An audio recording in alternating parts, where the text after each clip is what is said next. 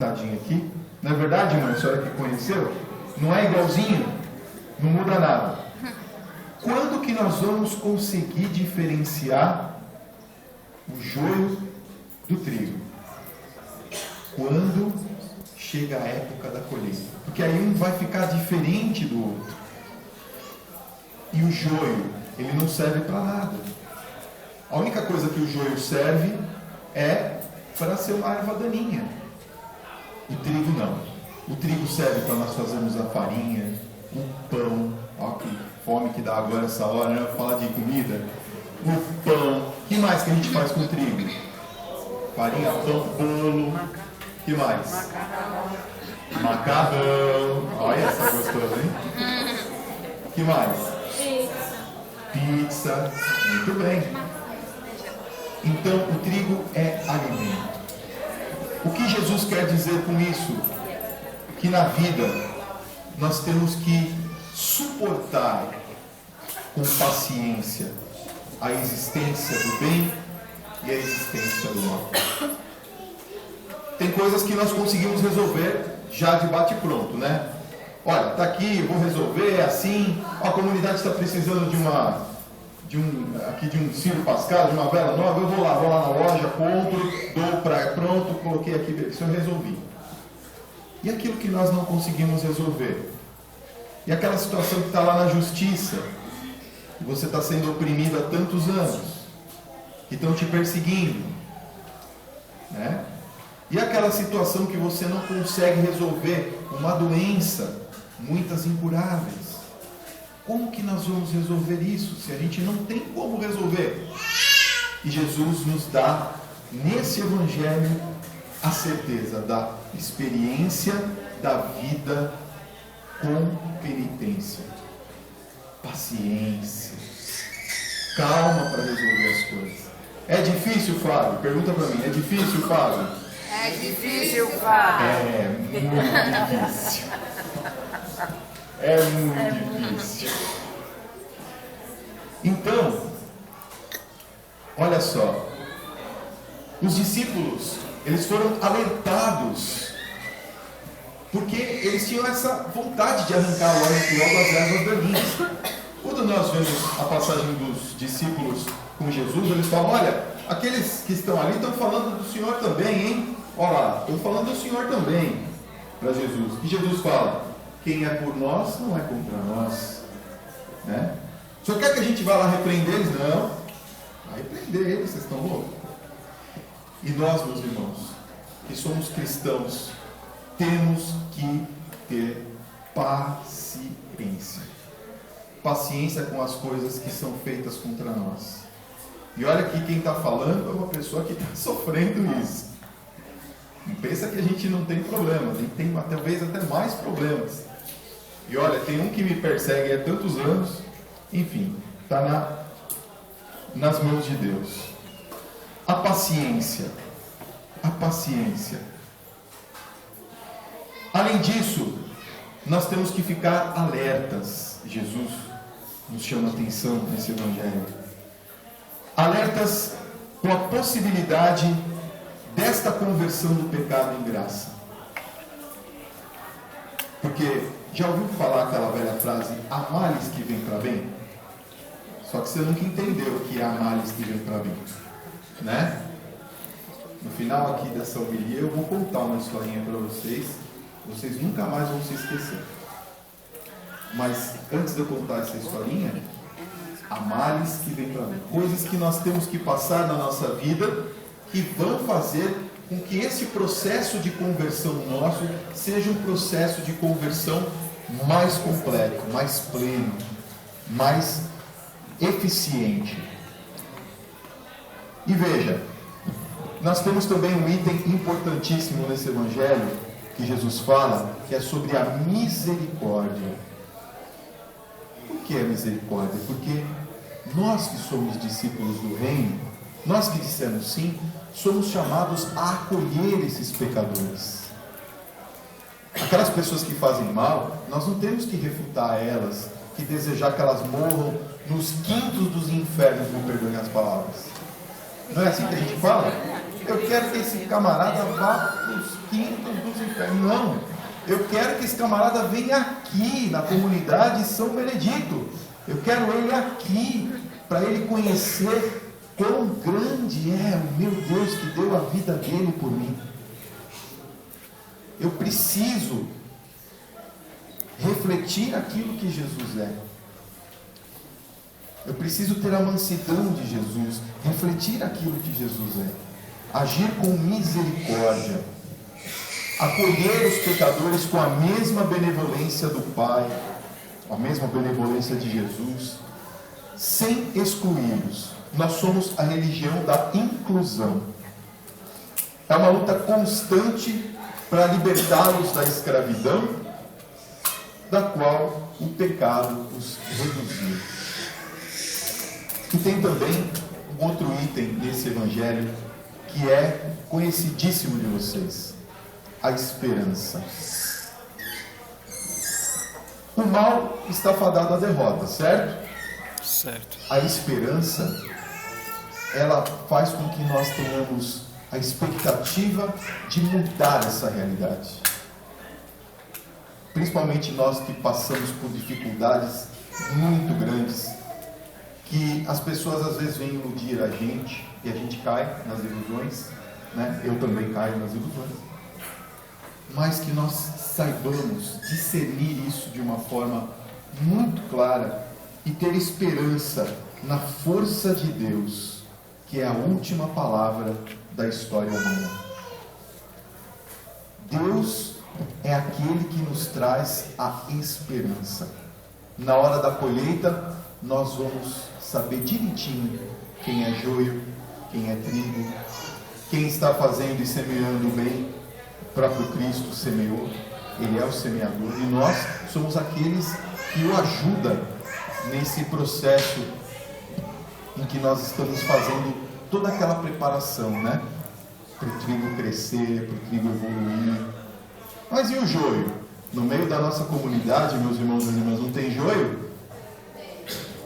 Talvez é o que mais tem na nossa igreja, né? Em tantos lugares, infelizmente. Mas faz parte da vida saber lidar com as contradições. Mas eu falei que ia contar uma historinha para vocês, não é? Vocês querem ouvir a historinha? Ou vocês estão cansados? A historinha é a seguinte: Deus ouve as nossas orações. Eu quero dizer isso para você com todas as letras. Deus ouve as nossas orações. Você tem rezado? Sim. Você tem pedido a Deus? Sim. Você tem passado dificuldades? Para o seu Deus, que é o nosso Deus, nada é impossível? Tudo é possível àquele que crê? São palavras que nós encontramos na Bíblia. Mas será que nós agimos dessa forma? Então eu vou contar uma historinha para vocês. Sandy, vai fazendo um fundinho musical para mim, pode ser? Eu gosto da Sandy, viu? Ela de vez em quando vai lá tocar pra gente. Ela toca bem, não toca? Faz um fundinho musical para nós. Isso. No ano passado, essa minha mamãe que estava aqui, está aqui, né? Ela passou maus bocados. De repente ela estava com uma falta de ar. Levamos ela no médico, chegamos lá no médico. Ela ficou, fez exames. Liguei para minha irmã, passado umas 2, 3 horas, minha irmã disse assim: olha, sua mãe não volta mais para casa, ela vai ficar internada. Não sei o que aconteceu, né? Minha mãe nunca teve nada, nem um resfriado. 3 meses antes havia feito uma cirurgia e era uma cirurgia do rosto, né? Que ela tinha umas feridinhas, fez uma cirurgia e estava tudo bem. Fez exames, tudo, nunca teve nenhum problema. Estranho. Olha, sua mãe está com água na pleura. Pleura é aquela parte que fica entre o pulmão e as costas. Dessa água na pleura, chegamos a um momento em que ele disse assim: olha, isso pode ser causado por uma pneumonia. Ela pegou uma pneumonia, ou por um vírus, ou por tumor, câncer. Aí eu disse assim, ué, mas câncer não pode ser, deve ser um vírus, alguma coisa, uma bactéria. E de repente, o que era simples virou complicado. Foi diagnosticado câncer. A minha mãe ficou 60 dias internada. 60 dias. Longos dias.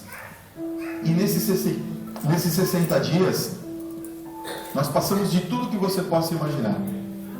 Foram um grupo de mais de 7 médicos, fizeram uma junta médica, fizeram exames. Tiveram que fazer uma operação nela para tirar a água da pleura, porque pelo dreno não conseguia. E eu fui visitá-la depois na UTI, foi super difícil, porque ela gemia de dor. Ela falava, me tira daqui, filho, me tira, não tinha o que fazer. Ela estava com muita dor. E o médico chegou para nós e falou assim, a sua mãe não tem jeito. Todo o pulmão dela está tomado pelo câncer. Eu nunca vi um câncer tão grande na minha vida. Palavras do médico para mim. E disse assim, sua mãe não tem mais jeito. Se por acaso ela querer fazer quimioterapia, ela não aguentaria uma quimioterapia.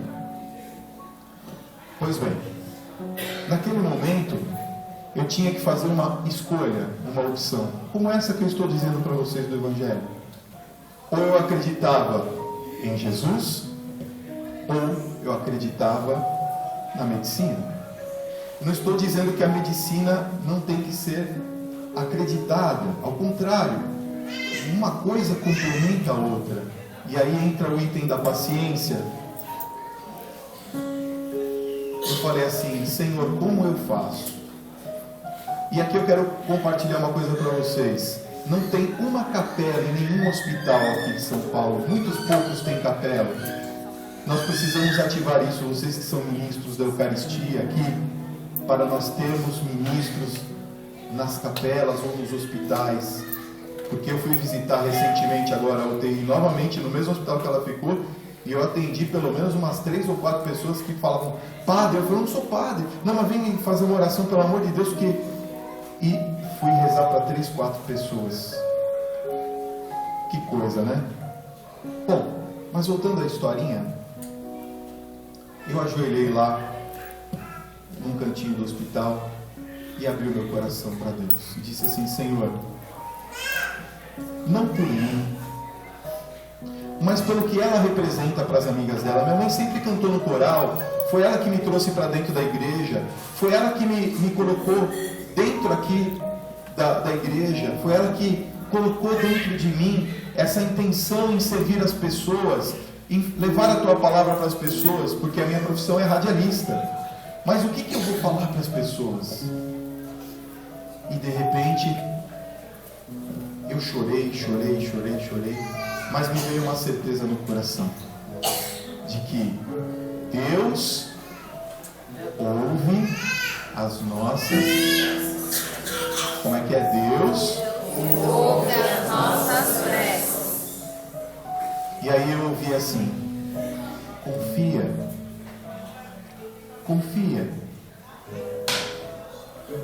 Bom, o médico chegou lá, olhou para a ficha da minha mãe, disse assim, olha, o que vocês vão querer fazer? Ela não vai sair mais do hospital.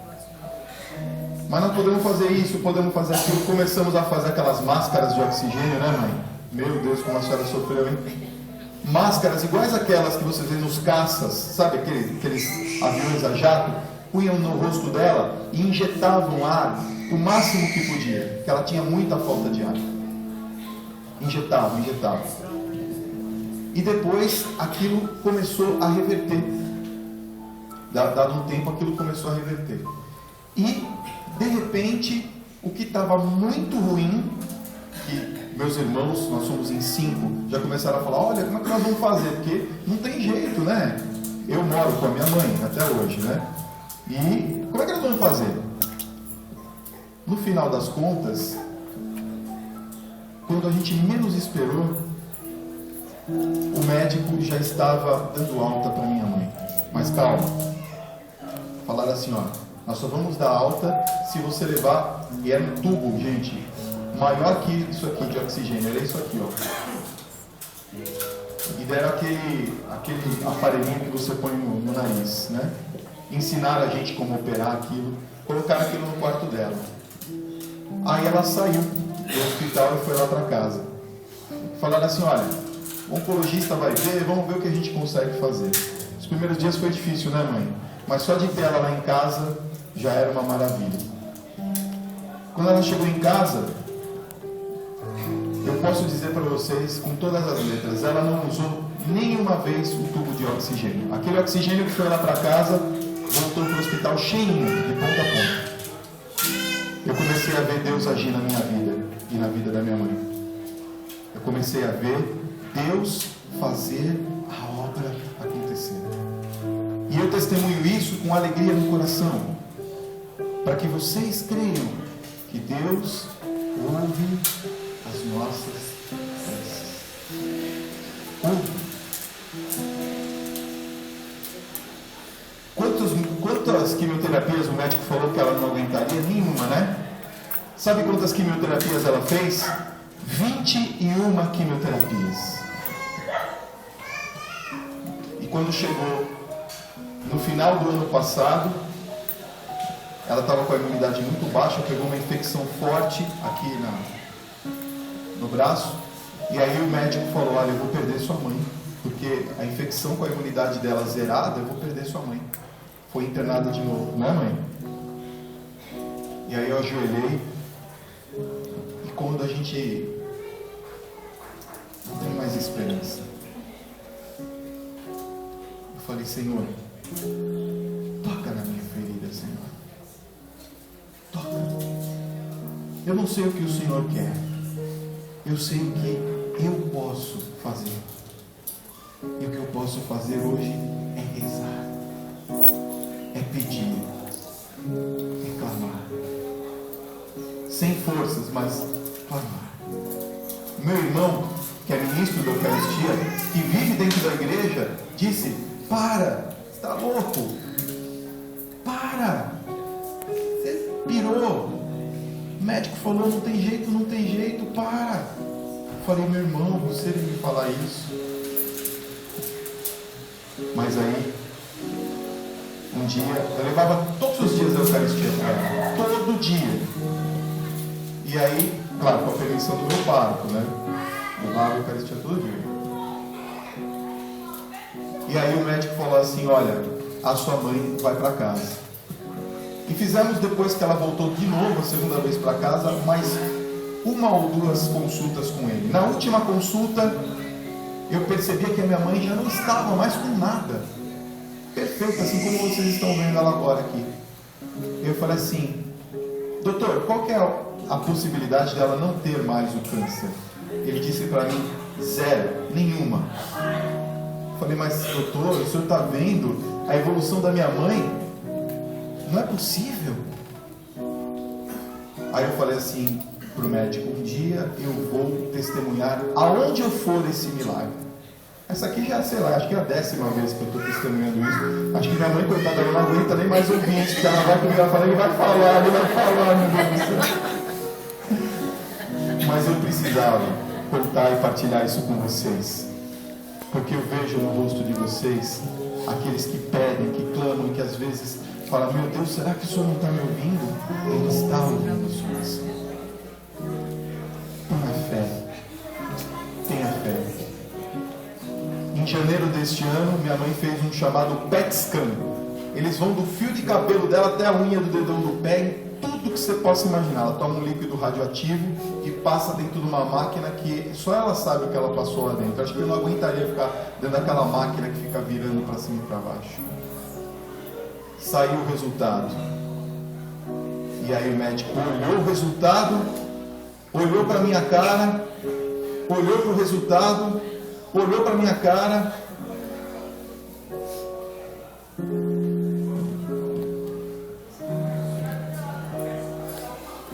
Sua mãe não tem mais nada? Sua mãe está curada? E eu tenho certeza do que eu vou falar. Não foi por mim. Foi por Jesus.